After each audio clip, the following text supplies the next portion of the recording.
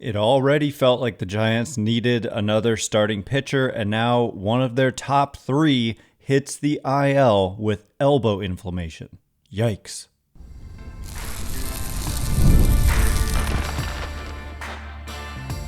You are Locked On Giants, your daily San Francisco Giants podcast. Part of the Locked On Podcast Network, your team every day.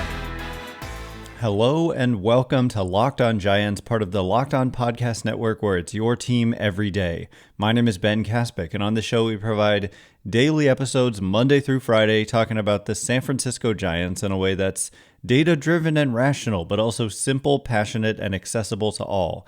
I'm a former contributor for the baseball statistics and analysis websites Beyond the Box Score and Rotographs. I've been podcasting about the Giants since 2015, hosting this show for over 6 years, and I'm a lifelong Giants fan.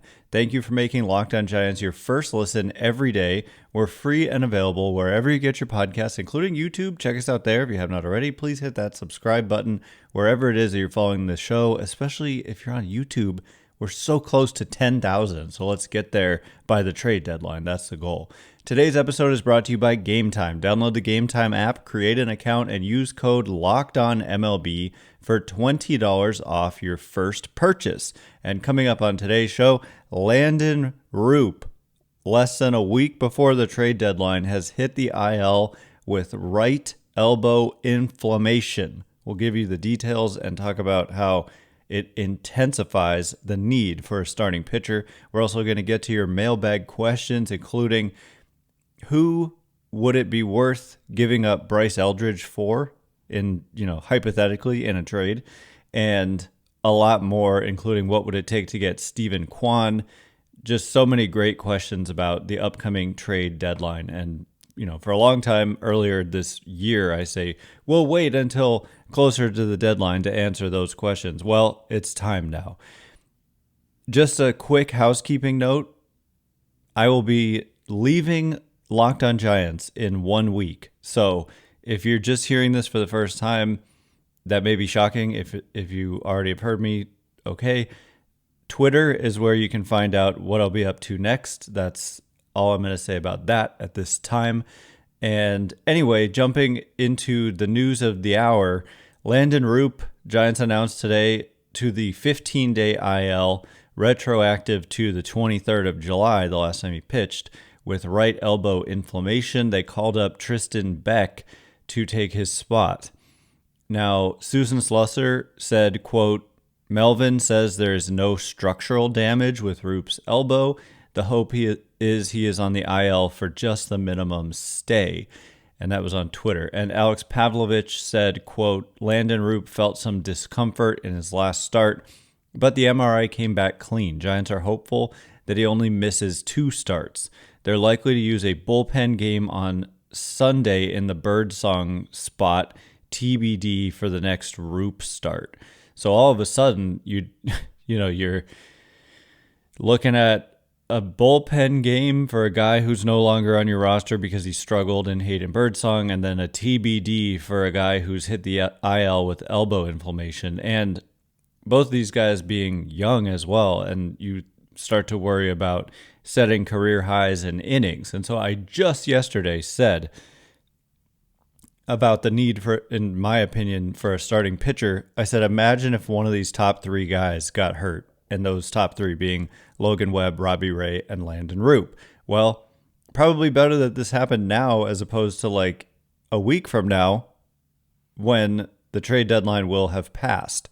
So this is just going to intensify the need for a starting pitcher. And so there aren't that many great options out there. There are some super interesting ones, but when it comes to like pure likelihood of being traded, like there just aren't that many guys. When I scroll through ESPN's top 50 trade candidates list, the top one is Sandy Alcantara, and Sandy Alcantara has an ERA of 6.66 this season with a strikeout rate of just 16.7%.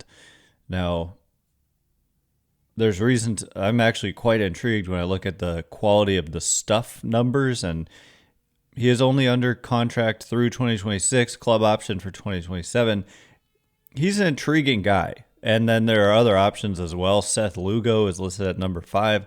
Seth Lugo has his own problems, and that is that he is 35 years old, coming up on 36, and he's got a 4.56 expected ERA and a 4.28 fielding independent pitching, despite a 2.95 actual ERA. And so, interesting candidate, but flawed as well. And beyond that, Chris Bubich, he's having a big season last I saw. So there are some guys, but it's not starting pitching. Yeah, Chris Bubich is having a very nice year with a 2.38 ERA, a 3.04 expected ERA after moving from the bullpen to the rotation this season. So he's probably one of the biggest prizes, and they put the chance of a trade as thin, 15%, ESPN does, whereas Lugo, 80%, Alcantara, 50%. So we'll continue to look through some of these names and get into, to me, like, there's two guys, because the Arizona Diamondbacks just signaled yesterday that they're selling. Like, they traded Josh Naylor to the Seattle Mariners, and they have two pitchers who are like guys that I would like to see on the Giants, and guys who are free agents at the end of the year. And so not only does that make them likely to be dealt, it also makes them less expensive when it comes to what you have to give up in a trade to get them. Because, you know, these guys like Alcantara, like, who are under team control for multiple seasons, it just costs more because you're, as a team, giving up more years of that player. It's an obvious concept, but Zach Gallen and Merrill Kelly are really intriguing options to me. Gallen is having an uncharacteristically bad year. Kelly is having a good year, and man, I think Merrill Kelly is a pretty darn good fit for the Giants. I would take like a lot of these guys who are on this list. So when I say it's not the strongest, you know, quality of this trade deadline class starting pitching, there's depth to it, and there are plenty of guys who could potentially be had. And I expect both of those guys, now that they traded Naylor, I expect Zach Gallen and Merrill Kelly to be traded. And I don't anticipate any issue like, oh, but it's in the division, because the Diamondbacks are not, by selling, they're not playing for this year.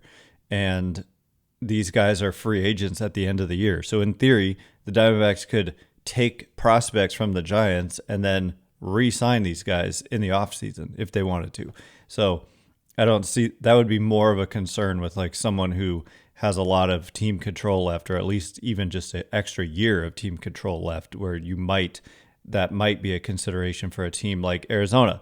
Anyway, so coming up in just a minute, we're going to get to your specific questions. This was intended to be a full mailbag episode, but with Roupp going to the injured list, I just had to get into the fact that I think they need to add starting pitching, like they already did, and now they definitely do, and who those options are, what those options are, and then, but so you guys have a bunch of questions as well, so we will get to those, including what player or players would it be worth giving up Bryce Eldridge for? Someone makes a proposal that includes Eldridge. Actually, there's a couple. We'll get into those in just a minute, and before we do, today's episode of Locked on Giants is brought to you in part by Game Time. Have you ever decided at the last minute to head to a ball game with friends or family? Maybe it's game day and you suddenly realize you want to be in the stands. Maybe it's tonight. That's exactly where Game Time comes in. It's the easiest way to grab last minute tickets without the stress. With the money you save on tickets, you can splurge on food, drinks, merch, or even invite a bigger group to come with you. Game Time makes it possible. Game Time makes buying tickets fast and simple. Prices on the app actually drop the closer you get to first pitch, and they've got incredible last-minute deals, clear seat views, and a lowest price guarantee that takes the guesswork out of buying. Tired of endless scrolling, trying to find the best deal? Game Time's zone deals pick the best seats in your section for you, and seat views in the app are game-changing for me, and I couldn't live without it now. Take the guesswork out of buying tickets with Game Time. Download the Game Time app, create an account, and use code LOCKEDONMLB for $20 off your first purchase. Terms apply. Again, create an account and redeem code LOCKEDONMLB for $20 off. Download the Game Time app today. Last minute tickets, lowest price guaranteed.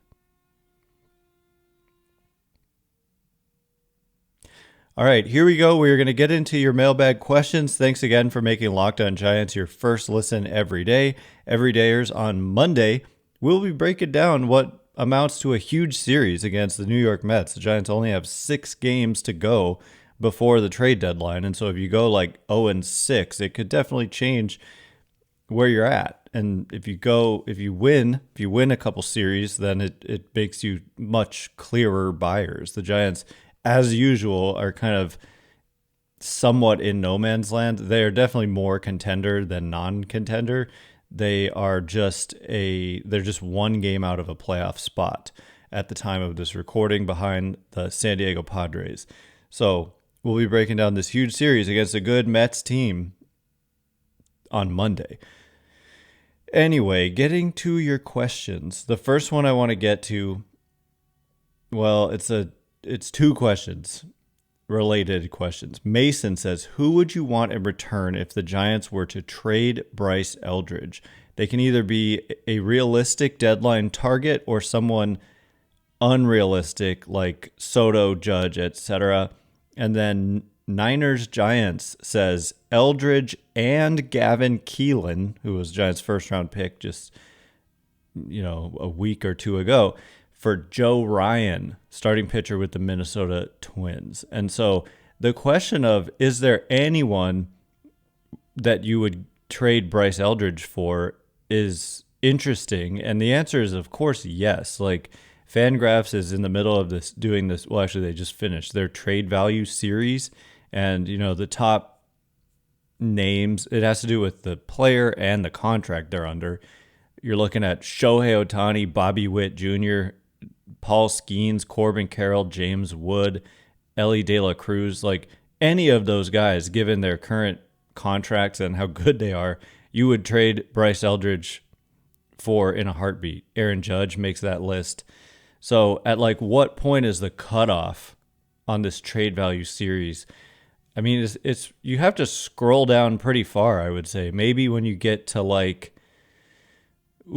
there's definitely some guys I wouldn't. Okay, I get to Adley Rutschman at number 32. I wouldn't trade Bryce Eldridge for 2 years of Adley Rutschman. And there's been some Adley Rutschman talk. Joe Ryan, I don't think he's even on the top 50 of this list. He's not. And so the idea of trading Bryce Eldridge in a package that includes Joe Ryan, I have to confirm Joe Ryan's contract status. He is making just $3 million this year and then has 2 more years of team control, 2026 and 2027. And very good pitcher. Got a 2.63 ERA this year, 3.08 expected ERA, 3.13 fielding independent pitching, strikeout rate of almost 30%. For some reason, he pitched out of the bullpen once. I'm not sure what was up with that. That's his only career non-started game. I have no idea what happened there. But yeah, Joe Ryan is an ace. His velocity is down 0.5 mile an hour from last year, but last year it was up 2 miles an hour from the previous year. So looking at Joe Ryan and the fact that he would be a free agent after the 2027 season, it would probably take Bryce Eldridge. Apparently the Twins want 2 top 100 prospects for either of their good relief pitchers, let alone Joe Ryan.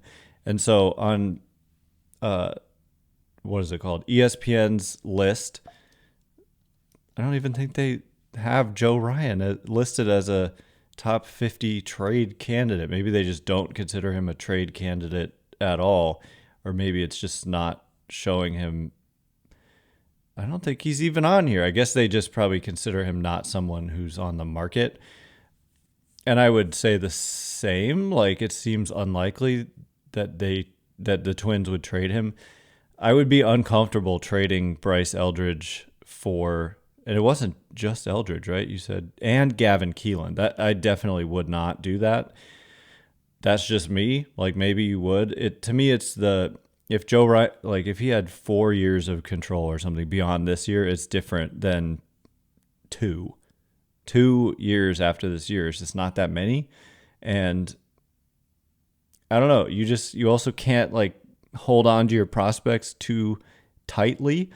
So another guy to look at is like Steven Kwan. Would you give up Bryce Eldridge for Steven Kwan? And again, it comes down to the team control aspect. Like, how much team control does Steven Kwan have left? Only 2 years after this year. And so it's too few years. I can't do it for a guy I'm only getting for 2.5 years. Plus, Kwan is like really good, but not great. And so I would want, if it's that short term, I would want like a great player. Obviously, other teams are going to want, and they're going to be like, this guy's very good already, and we're getting someone who has a ton of risk, who's a prospect who may not pan out. Like, think about how Luciano and Matos have lost value versus where they were before. Now, looking back, it would have been smart to trade both of those guys at the peak of their value. So, anyway, who would I want if they gave up Bryce Eldridge? I don't really want to be unrealistic. I'd rather look at someone who is a potentially realistic trade candidate. So as I look through ESPN's list, I'm not exactly seeing anyone as I continue to look through. So it would probably have to be someone when I look at the Fangraphs trade value series. And like I said, you scroll through enough and you kind of get a cutoff. I guess I don't totally agree with the list because there's some guys I would not do and some guys I would, and they're like out of order. But I would just say, looking through the list, I mean, there's plenty of guys that I would do, Jackson Chourio, but you're just not going to get him for Bryce Eldridge. Riley Green, outfielder, that would be a great fit. Riley Green, 3 additional years of team control, yeah. And Roman Anthony, for sure. I think that would be obvious. So there's plenty of guys that I would do it. You would want to move Bryce Eldridge for plenty of guys, but to me, it would just, I value like long-term control. Like Zach Wheeler makes this list with only 2 years of control left at $42 million a year, and that to me wouldn't be worth it. Although it is intriguing to think about because he's such an impact pitcher, but it's the guys who have longer control, like that kid out of Milwaukee. I can't even pronounce his name. The Miz, who's got incredible stuff, comes in at number 35 on the list. I would probably definitely trade Bryce Eldridge for him. So not Steven Kwan, maybe Joe Ryan straight up, but I don't think so because, again, just 2 years after this year, it's just not enough for me. I need like 3 or 4 minimum if it's not like a superstar. So anyway, the next question comes from Roto Ant, who says, Kwan for Matos or Luciano and a pitcher, maybe Wisenhunt. So that to me is a little more like on the nose. it's always tough to gauge like how do other teams view your players, and also like I guess what I'm saying is like there's bias too as a Giants fan, because to me, like, we know a lot more about Matos and Luciano and Wisenhunt, and if you're in Cleveland, you're like, I don't know any of these guys. Like, what are you talking about? No way. So you got to kind of balance that, but like it depends on if the Guardians have belief in Matos or Luciano. I think Wisenhunt is the best of those three for sure, like when it comes to current value in the industry. And so the fact that Kwan has 2 years of team control after this year, he grew up a Giants fan. You could probably sign him to an extension if you wanted. I would probably consider Matos or Luciano and Wisenhunt. So like one of those two and Wisenhunt for Stephen Kwan. It would probably take that at least. Cinnamon Cookie says Kwan for Luciano and Matos, and that would be a no-brainer for me to do. I seriously doubt, and this is what I'm saying, like at a certain time a few years ago that the Guardians would definitely do that.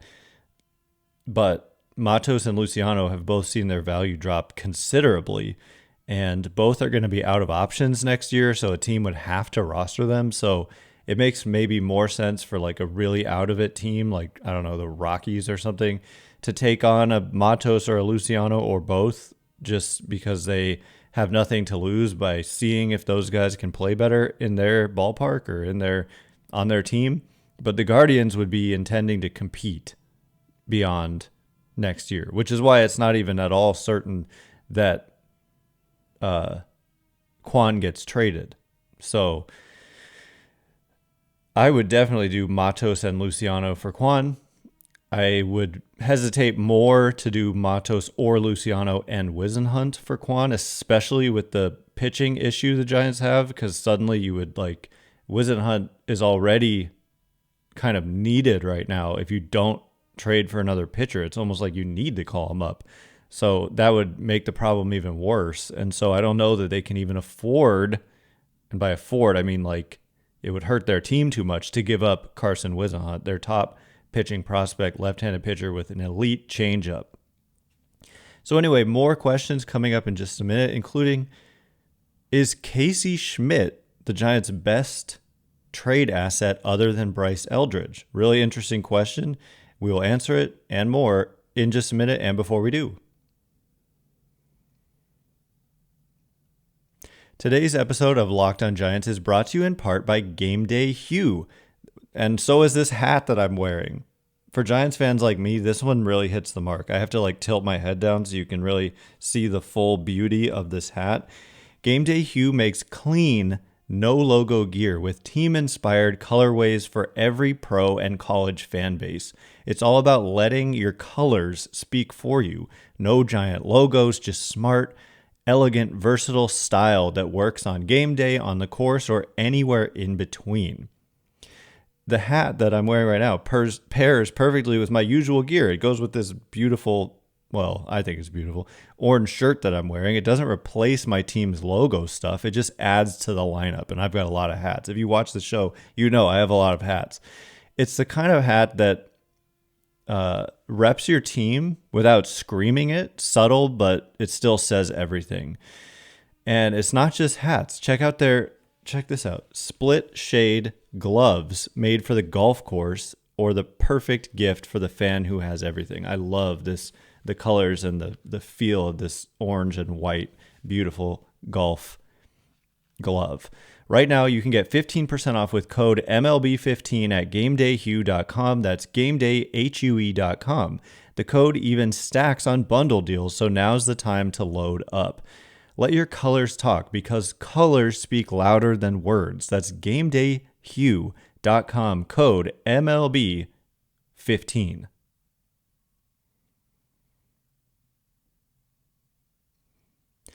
All right, here we go. We are going to get to more of your questions. Thanks again for making Locked on Giants your first listen every day. Everydayers, coming up on Monday, how do the Giants fare in this 3-game series? Also, if major news goes down over the weekend, we will, like, if the Giants make a big trade or something, we'll definitely put out an emergency podcast, just so you know.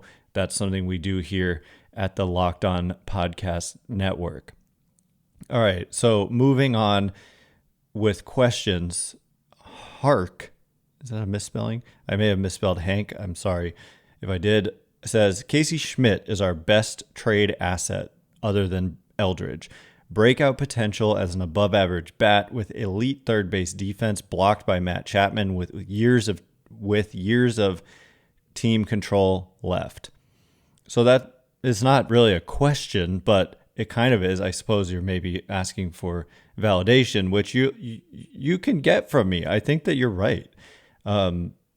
Actually, no. Their best trade asset is Logan Webb, for sure, because he's elite, he's nice, but he's not going anywhere, of course. So Logan Webb is their best trade asset, but in terms of guys who like realistically could be had in the right situation, we heard in the offseason that teams were trying to get Casey Schmitt from the Giants, and I could see why. And this year he's doing it again. Like, he's just improving when he first came up, he would swing at everything, and now he's much more under control at the plate and shows a lot of power potential, shows versatility defensively. If he could just like be some team that needs a third baseman and you're like rebuilding, this would definitely be a guy I would be targeting. The problem is he's the Giants' starting second baseman right now. And if they don't have Casey Schmitt, their other options are someone who really struggled in Tyler Fitzgerald, someone who's always pretty much struggled in his major league career in Brett Wisely, and someone who's on the injured list and is unproven in Christian Koss. And so the Giants would need a second baseman to replace Casey Schmitt. But he is someone I value very highly. But if you're getting like an impact second baseman in return, or can somehow figure out some kind of package that makes sense that you also fill in second base, but you're getting maybe for Schmitt some other impact player like a Stephen Kwan, like that's an interesting question. Would you do Schmitt for Kwan straight up? The problem is it creates a hole at second base, and right now they've got Elliot Ramos in the outfield, and so it would move. You could either take Yastrzemski out of the lineup, put maybe Ramos in right, although that scares me a little bit given right field at Oracle Park may be the toughest position in the outfield. And so Ramos has had struggles defensively, and I don't really want to move Kwan from where he's comfortable. So I don't think I would do that because it would create too much of a need elsewhere. I suppose you can look at maybe like Brandon Lau of the Tampa Bay Rays, but the best option may just be to hold on to Schmitt and let him continue to build on this breakout looking 2025 campaign after what was already a kind of breakout-ish looking 2024 campaign. And so the reason, for all the reasons you stated about his value, those are reasons to keep him.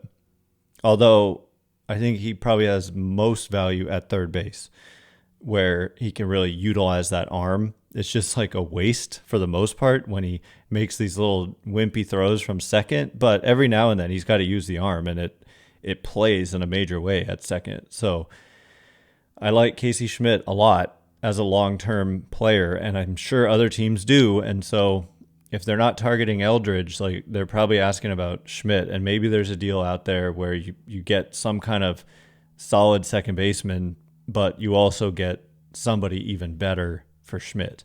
So the next two questions really quickly, kind of rapid fire. El Hijo de Whopper Jr. says, Joe Ryan for Dakota Jordan, Bo Davidson, Marco Luciano, a lower level prospect, and cash considerations. Wow, that's hard to analyze for me. Dakota Jordan and Bo Davidson are definitely interesting prospects, and then of course so is Marco Luciano. whatever a lower level prospect is, just consider it basically nothing. Cash considerations, like it depends on how much cash. But I think that the Twins would want more, and maybe someone closer to the big leagues. Like, I don't know exactly what positions they are looking for help at, but, Casey Schmitt, that's an interesting one. Like Casey Schmitt being involved in a Joe Ryan deal. I don't think Schmitt would be enough, but he could be like a centerpiece type in a Joe Ryan deal, I think. Maybe I'm overvaluing Schmitt, and I'm basing it more on like potential than current production. But I don't even know if the Twins need a third baseman. I believe Royce Lewis is their third baseman, and he's hurt all the time. But he's not hurt currently. And at second base, they've got Willie Castro, who himself is a trade candidate. So I don't know. But it's interesting to think about, and that wasn't even your question. I think the Twins would want more, but also it's hard for me to place an exact value on Dakota Jordan, Bo Davidson, and Marco Luciano. I appreciate you making the effort to put together a package. If anyone wants to comment on that one on Twitter where this question was asked, feel free to do so. And then Isaac finally says, what would it take to acquire Ryan O'Hearn? ! So I appreciate your enthusiasm. Ryan O'Hearn with Josh Naylor traded yesterday to the Mariners. You could basically probably just look at what did the Mariners give up to get Josh Naylor and apply that to Ryan O'Hearn. Although O'Hearn can also play the outfield, but he's played DH and first base a lot. Similar value to me to Josh Naylor. Both players are in the last year of their contracts. Left-handed hitter is Ryan O'Hearn. Believe he has pretty substantial platoon splits. Just double checking. He does. Even this year with this big season, he's not hitting lefties. And in his career, he's been basically unplayable against lefties. And this year, that must mean he's been an absolute monster against righties. And he has, hitting .295, 387 on base, 490 slugging. I'd rather have Josh Naylor probably because I don't think the platoon splits are as stark. And I don't know. I guess he's not really a perfect fit because of the fact that he doesn't hit lefties. And so you would want someone to pair with him to hit lefties. And you're looking at like Wilmer Flores, who they don't want to play the field much. I suppose you could DH Ryan O'Hearn and have Devers playing first or having them kind of switch off. It would take something, but it wouldn't take like a crazy, insane package because O'Hearn is in the last year of his contract and he's somewhat defensively limited and is a platoon player. And he's also really cooled off. Like he had this amazing through June basically, but since June, he seems to have cooled off substantially. So take some, maybe one of your top, maybe like two of your back end of your top 10 prospects or something like that, maybe back end top 10, and then one of the guys in the 10 to 15 range, something like that. That's just kind of spitballing. I'm pretty sure that's roughly what the Mariners gave up for Josh Naylor, who to me, like I said, I would prefer, I think, without having Naylor's numbers pulled up. Anyway, that is all the time we have for today. Thanks again for making Locked On Giants your first listen today. For your second listen, check out the all-new Locked On MLB Game Night. Every game, every night, all season long. Get local analysis on a national scale. Find MLB Game Night on Locked On MLB on YouTube or wherever you listen to podcasts. Once again, my name is Ben Kaspick. Check me out on Twitter or X at Ben Kaspick, Kaspick. If you like this show, please consider rating it or leaving a review. Helps us out a lot, so thanks in advance, and thanks to everyone who's done so already.